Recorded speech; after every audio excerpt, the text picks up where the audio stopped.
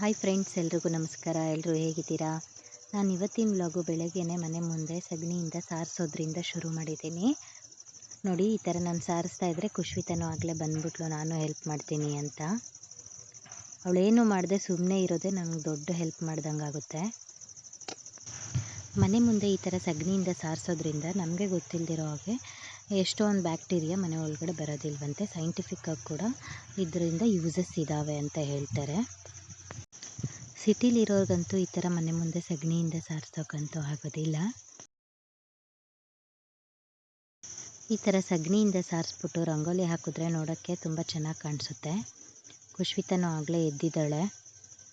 ಇನ್ನೂ ಸ್ವಲ್ಪ ಬೇಗನೆ ಎದ್ದು ಸಾರಿಸ್ಬೇಕು ಅಂದ್ಕೊಂಡೆ, ಬಟ್ ತುಂಬ ಥಂಡಿ ಇರೋದ್ರಿಂದ ಎದ್ದೊಳಕ್ಕಾಗಲಿಲ್ಲ. ಟೈಮ್ ಆಗೋಗಿದೆ. ಬೇಗ ತಿಂಡಿನೂ ರೆಡಿ ಮಾಡಬೇಕು. ಫಸ್ಟ್ ಹೊರಗಡೆ ಸಾರಿಸ್ಬಿಟ್ಟು ಹೋಗೋಣ ಅಂತ ಈಗ ತಿಂಡಿಗೆ ರೆಡಿ ಮಾಡ್ಕೊತಾ ಇದ್ದೀನಿ. ಫಸ್ಟ್ ಕರೆಂಟ್ ಎಲ್ಲಿ ಹೋಗ್ಬಿಡುತ್ತೋ ಅಂತ ಮಿಕ್ಸಿಗೆ ಹಾಕ್ಕೊಳ್ಳೋಕ್ಕೆ ಮಸಾಲಾನ ಕಾಯೆಲ್ಲ ತುರಿದಿಟ್ಕೊತಾ ಇದ್ದೀನಿ. ಇವತ್ತಿಬ್ಬರು ಹೊಲ್ದ ಹತ್ರ ಕೆಲಸ ಮಾಡೋಕ್ಕೆ ಗಂಡಾಳು ಬರ್ತಿದ್ದಾರೆ. ಅವ್ರಿಗೂ ತಿಂಡಿ ಮಾಡಬೇಕು, ಹಾಗಾಗಿ ಸ್ವಲ್ಪ ಬೇಗನೆ ಮಾಡ್ತಾ ಇದ್ದೀನಿ.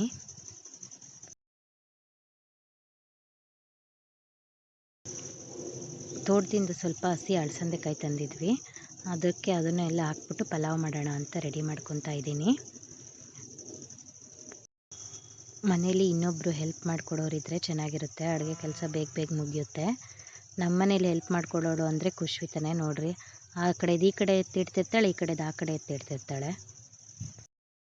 ಮುಂಚೆ ಆದರೆ ನನ್ನ ಹಸ್ಬೆಂಡ್ ಹೆಲ್ಪ್ ಮಾಡಿಕೊಡ್ತಿದ್ರು ಅಡುಗೆ ಕೆಲಸದಲ್ಲಿ. ಇವಾಗ ಅವ್ರಿಗೆ ಆಫೀಸ್ ವರ್ಕ್ ಜಾಸ್ತಿ ಆಗಿರೋದ್ರಿಂದ ಬ್ಯುಸಿಯಾಗಿ ಹೋಗಿದ್ದಾರೆ. ನಾನೇ ಮಾಡ್ಕೊಬೇಕು. ಆಗಲೇ ಸ್ವಲ್ಪ ಮಸಾಲೆಗೆ ಹಾಕೋಕ್ಕೆ ಬೆಳ್ಳುಳ್ಳಿ ಎಲ್ಲ ಸುಲಿದಿಟ್ಕೊಂಡಿದ್ದೆ. ಈಗ ಈರುಳ್ಳಿ ಕಟ್ ಮಾಡ್ಕೊತಾ ಇದ್ದೀನಿ. ಒಂದೊಂದೇ ಕೆಲಸ ಬೇಗ ಮುಗಿಸೋಣ ಅಂತ ಫಾಸ್ಟಾಗೆ ಮಾಡ್ತಿದ್ದೀನಿ, ಬಟ್ ಇನ್ನೂ ಕೆಲಸ ಉಳಿದಿದ್ದಾವೆ. ಅಂಡೆ ಒಲೆ ಗುರಿ ಹಾಕಿ ಬರಬೇಕು.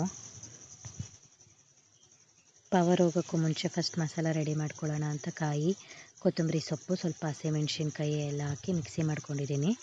ಈ ಕಡೆ ನೋಡು ತರಕಾರಿನೂ ಬೇಯಕ್ಕೆ ಇಟ್ಟಿದ್ದೀನಿ. ಅದರ ಜೊತೆಗೆ ಅಳಸಂದಿ ಕಾಳು ಹಾಕಿದ್ದೀನಿ ಪಲಾವ್ಗೆ ಇವತ್ತು.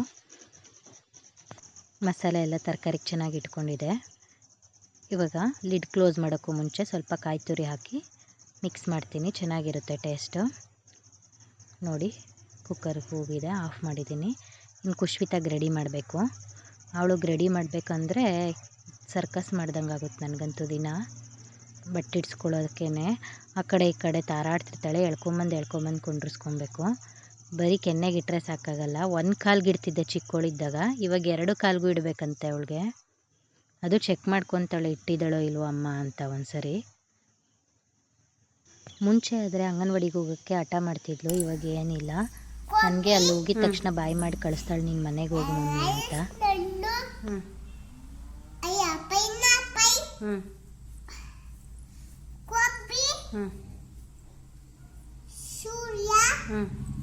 ಈ ಕಡೆ ಇರವೆ ಹೇಳಿ ಸಾಕು.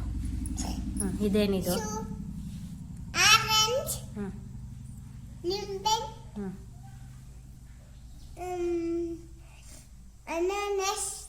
ಕರೆಕ್ಟ್ ಅಲ್ಲ. ಈ ಡ್ರೆಸ್ ಅಂತೂ ಖುಷ್ವಿತಂಗೆ ತುಂಬಾ ಫೇವ್ರೇಟ್. ಅದ್ರ ಮೇಲೆ ಫ್ರೂಟ್ಸ್ ಇಮೇಜ್ ಎಲ್ಲ ಇರೋದಕ್ಕೆ ಅವಳಿಗೆ ತುಂಬ ಇಷ್ಟ. ಯಾವಾಗಲೂ ಈ ಡ್ರೆಸ್ನೇ ತೊಗೊಂಬರ್ತಿರ್ತಾಳೆ, ಇದನ್ನೇ ಹಾಕು ಅಂತ. ಬೆಳಗ್ಗೆನೇ ಸಾರಿಸಿದ್ನಲ್ಲ, ರಂಗೋಲಿ ಹಾಕಿರಲಿಲ್ಲ, ಇನ್ನೂ ಒಣಗ್ಕೊಳ್ಳಿ ಅಂತ ಹಾಗೆ ಬಿಟ್ಟಿದೆ. ಇವಾಗ ನೋಡಿ ಒಣಗಿದೆ ಚೆನ್ನಾಗಿ, ಬಿಸಿಲು ಬಂದೈತಲ್ಲ. ಇವಾಗ ರಂಗೋಲಿ ಹಾಕೋಣ ಅಂತ ಬಂದಿದ್ದೀನಿ. ನನಗಂತೂ ಚಿಕ್ಕವಳಿದ್ದಾಗ ರಂಗೋಲಿ ಹೊಸದು ಕಲ್ತ್ಕೋಬೇಕು ಅಂತ ಜಾಸ್ತಿನೇ ಇಂಟ್ರೆಸ್ಟ್ ಇರ್ತಿತ್ತು. ಯಾರ ಮನೆ ಮುಂದೆ ಯಾವ ಥರ ರಂಗೋಲಿ ಒಯ್ದವರೋ ನೋಡ್ಕೊಂಬಂದು ನೆಕ್ಸ್ಟ್ ಡೇ ನಮ್ಮ ಮನೆ ಮುಂದೆ ಒಯ್ಯಬೇಕು ಅಂತ ಪ್ಲ್ಯಾನ್ ಮಾಡ್ತಾಯಿದ್ವಿ.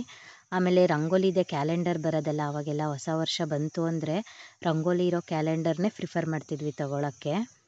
ಖುಷ್ವಿತದ್ದು ಎಲ್ಲ ರೆಡಿ ಆಯಿತು, ಊಟ ತಿನ್ನಿಸಿದ್ದು. ಈಗ ಅಂಗನವಾಡಿಗೆ ಬಿಟ್ಟು ಬರಬೇಕು. ನೋಡಿ, ಅವ್ರ ಅಜ್ಜಿ ತಾತಂಗೆ ಹೋಗಿ ನಮಸ್ಕಾರ ಮಾಡಿ ಹೋಗೋದವಳು ದಿನಾಗ್ಲೂ. ಹಾಗೆ ಅವ್ರ ಡ್ಯಾಡಿಗೆ ಹೇಳ್ತಿದ್ದಾಳೆ ಹೋಗಿ ಬರ್ತೀನಿ ಅಂತ. ಅವ್ರ ಅಜ್ಜಿ ತಾತಂಗೆ ಫೋಟೋದಲ್ಲಿ ಮುಗಿಯೋದು ನನಗಂತೂ ತುಂಬಾ ಬೇಜಾರಾಗ್ತತೆ. ಮನೇಲಿದ್ದಿದ್ರೆ ಇದನ್ನ ತುಂಬ ಚೆನ್ನಾಗಿ ಖುಷಿಯಾಗಿರ್ತಿದ್ಲು ಅಮ್ಮಿ. ಅವಳ ಜೊತೆ ಆಟಾಡೋಕ್ಕೆ ಯಾರೂ ಇರೋದಿಲ್ಲ. ನೋಡಿ, ಅಂಗನವಾಡಿಗೆ ಹೊರಟ್ಬಿಟ್ಲು. ಇಲ್ಲೇ ನಮ್ಮ ಮನೆ ಹತ್ರನೇ ಇರೋದ್ರಿಂದ ನಂಗೆ ತೊಂದರೆ ಇರಲ್ಲ. ಖುಷ್ವಿತ ಅಂಗನವಾಡಿಗೆ ಹೋದ್ಮೇಲೆ ನಾನು ತಿಂಡಿ ತಿಂದು ಸ್ವಲ್ಪ ಮನೆ ಕೆಲಸ ಮುಗಿಸ್ಕೊಂಡು ಹೊಲ್ದ ಹತ್ರ ಹೋಗ್ಬಿಟ್ಟು ಬರೋಣ ಅಂತ ಬಂದೆ. ಇಲ್ಲಿ ಚಿಕ್ಕದು ಟೊಮೊಟೊ ಹಣ್ಣಿನ ಗಿಡ ಇತ್ತು. ಇವಂತೂ ಎಷ್ಟು ಸ್ವೀಟ್ ಇರ್ತಾವ, ಇವನ್ನ ನೋಡಿ ತುಂಬ ಖುಷಿ ಆಯಿತು. ಅವ್ನು ಕಿತ್ಕೊಳ್ಳೋಣ ಅಂತ ಕಿತ್ಕೊತಾ ಇದ್ದೀನಿ. ನೋಡಿ, ಇಷ್ಟಿಷ್ಟೇ ಎಷ್ಟು ಚೆನ್ನಾಗಿದ್ದಾವಲ್ಲ. ಹುಳಿ ಇರೋದಿಲ್ಲ ಇವು, ತಿನ್ನೋಕ್ಕೆ ಎಷ್ಟು ಚೆನ್ನಾಗಿರ್ತವೆ, ಸ್ವೀಟಾಗಿರ್ತವೆ. ಇಷ್ಟು ಟೊಮೊಟೊ ಸಿಕ್ತು.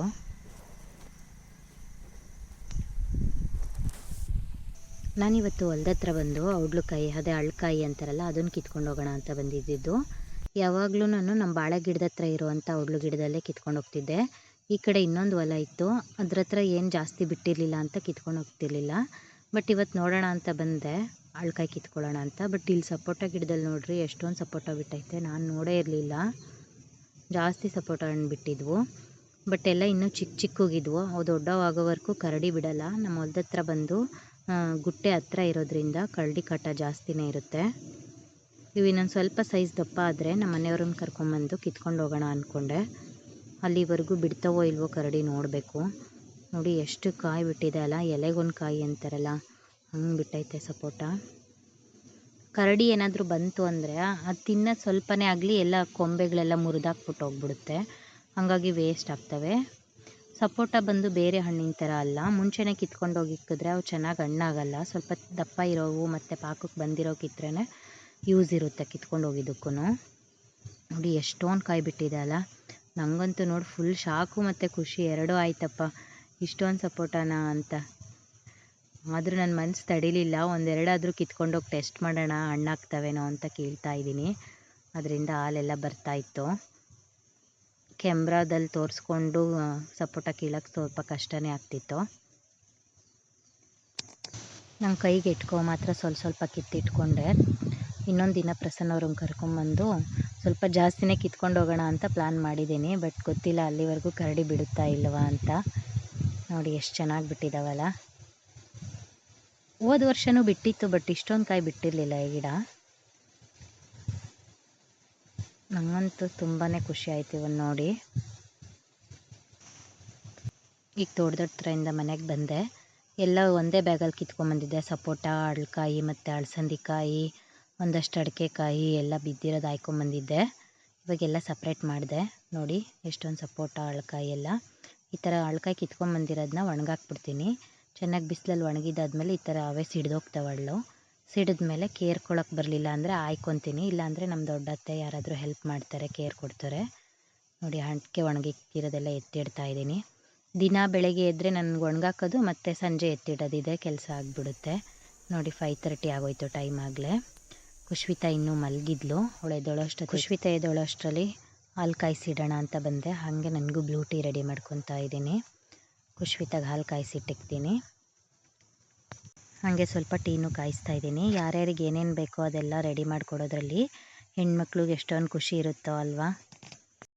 ಜಾಬ್ ಏನು ಮಾಡಲ್ಲ ಅಲ್ವಾ, ಮನೆ ಕೆಲಸನೇ ಮಾಡೋದಕ್ಕೆ ಏನು ಇದು ಮಾಡ್ತಾರೆ ಅಂತಾರೆ. ಬಟ್ ಮಾಡೋರಿಗೆ ಗೊತ್ತಿರುತ್ತೆ ಎಷ್ಟು ಟಾಸ್ಕ್ ಇರುತ್ತೆ ಅಲ್ಲ, ದಿನ ಬೆಳಗ್ಗೆಯಿಂದ ಸಂಜೆವರೆಗೂ ಹೆಣ್ಮಕ್ಳಿಗೆ. ಒಂದು ಟಾಸ್ಕ್ ಆದರೆ ಬಿಡು ಕೆಲ್ಸಕ್ಕೆ ಹೋಗಿ ಬರೋದು ಅಷ್ಟೇ ಅಂದ್ಕೊಬೋದು. ಅದರಲ್ಲಿ ಮನೆ ಕೆಲಸ ಅಂದರೆ ಎಷ್ಟೊಂದು ಇರುತ್ತೆ. ಬರೀ ಅಡುಗೆ ತಿಂಡಿ ಮಾಡೋದಷ್ಟೇ ಅಲ್ಲ, ಅದಕ್ಕೆ ಬೇಕಾಗಿರೋದೆಲ್ಲ ರೆಡಿ ಮಾಡ್ಕೊಳ್ಳೋದು, ಸಾರಿಸೋದು, ಗುಡಿಸೋದು, ಬಟ್ಟೆ ತೊಳೆಯೋದು, ಮಡ್ಸಿಕ್ಕೋದು, ಎತ್ತಿಡೋದು, ಎಷ್ಟೊಂದು ಕೆಲಸ ಇರುತ್ತೆ. ಈ ಶಂಕು ಹೂವಿಂದ ಮಾಡಿರೋ ಬ್ಲೂ ಟೀಗೆ ನಿಂಬೆಹಣ್ಣು ಹಾಕಿದ್ರೆ ಈ ಥರ ಪರ್ಪಲ್ ಕಲರಾಗಿ ಚೇಂಜ್ ಆಗಿಬಿಡುತ್ತೆ. ಅಷ್ಟರಲ್ಲೇ ಸಂಜೆ ಆಯಿತು. ಎಲ್ಲ ಸ್ಕೂಲ್ ಹೊಡ್ಕೊಂಡು ಮನೆ ಕಡೆ ಹೋಗ್ತಾ ಇದ್ದಾರೆ. ನೋಡೋಕ್ಕೆ ಖುಷಿ ಒಂಥರ. ಸಂಜೆ ಇಲ್ಲಿ ಕುತ್ಕೊಂಡು ನಾನು ಬ್ಲೂ ಟೀ ಕುಡ್ಕೊಂಡು ನೋಡ್ತಾ ಇರ್ತೀನಿ. ಇನ್ನು ಖುಷಿ ಮಲಗಿದ್ಲು, ಹಾಗಾಗಿ ನನಗೆ ಫ್ರೀ ಅನಿಸ್ತು. ಅವಳಿದ್ರೆ ಇನ್ನು ಕೆಲಸ ಶುರು ಆಗುತ್ತೆ ಅವಳದೇನೆ. ಅಷ್ಟರಲ್ಲೇ ನಮ್ಮ ಸ್ಕೂಲೂ ಹೊಲ್ದ ಹತ್ರದಿಂದ ಬಂದವು. ಇವಾಗ ಸಂಜೆ ಆಯಿತು ಅಂದರೆ ಸೊಳ್ಳೆ ಕಚ್ಚುತ್ತವೆ ಅಂತ ಹೊಗೆ ಹಾಕೋ ಪ್ರೋಗ್ರಾಮ್ ಬೇರೆ ಮಾಡಬೇಕು. ಖುಷ್ವಿತಾ ಎದ್ದಿದ್ದಾಳೆ, ಅವರಪ್ಪ ಸ್ವಲ್ಪ ಹೊತ್ತು ಆಟ ಆಡಿಸ್ತಾ ಇದ್ರು. ಅಷ್ಟರಲ್ಲಿ ಇವಕ್ಕೆಲ್ಲ ಹೊಗೆ ಹಾಕ್ಬಿಟ್ಟು ಬಂದೆ. ಬೆಳಗ್ಗೆಯಿಂದ ಖುಷ್ವಿತಾ ಅಂತೂ ಈ ಬ್ಯಾಗ್ನೆಲ್ಲೂ ಬಿಟ್ಟಿಲ್ಲ, ಹಂಗೆ ತಗ್ಲಾಕೊಂಡು ಓಡಾಡ್ತಾನೆ ಇದ್ಲು. ಇನ್ನು ರಾತ್ರಿ ಊಟಕ್ಕೆ ಮುದ್ದೆ ಅಷ್ಟೇ ಮಾಡೋ ಪ್ಲಾನ್ ಇತ್ತು. ಮಧ್ಯಾಹ್ನ ಮಾಡಿರೋ ಸಾಂಬಾರು ಮತ್ತು ರೈಸ್ ಇತ್ತು. ಹಾಗಾಗಿ ಮುದ್ದೆ ಅಷ್ಟು ಮಾಡೋ ಪ್ಲಾನ್ ಇದ್ದಿದ್ದರಿಂದ ಸ್ವಲ್ಪ ಟೈಮ್ ಇತ್ತಲ್ಲ ಅಂತ ಅಕ್ಕಿ ಜಡೆ ಮಾಡ್ಕೊತಾ ಇದ್ದೆ.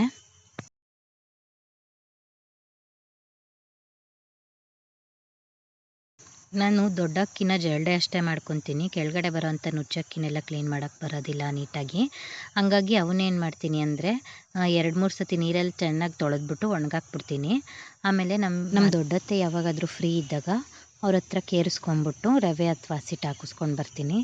ನಮ್ಮ ಕಡೆ ಇನ್ನೂ ರವೆನ ನಾವು ಕಲ್ಲಲ್ಲೇ ಹೊಡ್ಕೊತೀವಿ. ಯಾರೆಲ್ಲ ವೀಡಿಯೋ ನೋಡ್ತಿದ್ದೀರಾ ಪ್ಲೀಸ್ ಲೈಕ್ ಮಾಡಿ, ಹಾಗೆ ಸಬ್ಸ್ಕ್ರೈಬ್ ಮಾಡ್ಕೊಂಡು ನೋಡಿ. ನಿಮ್ಮ ಫ್ಯಾಮಿಲಿ ಮತ್ತು ನಿಮ್ಮ ಫ್ರೆಂಡ್ಸ್ ಜೊತೆ ಶೇರ್ ಮಾಡಿ. Thank you.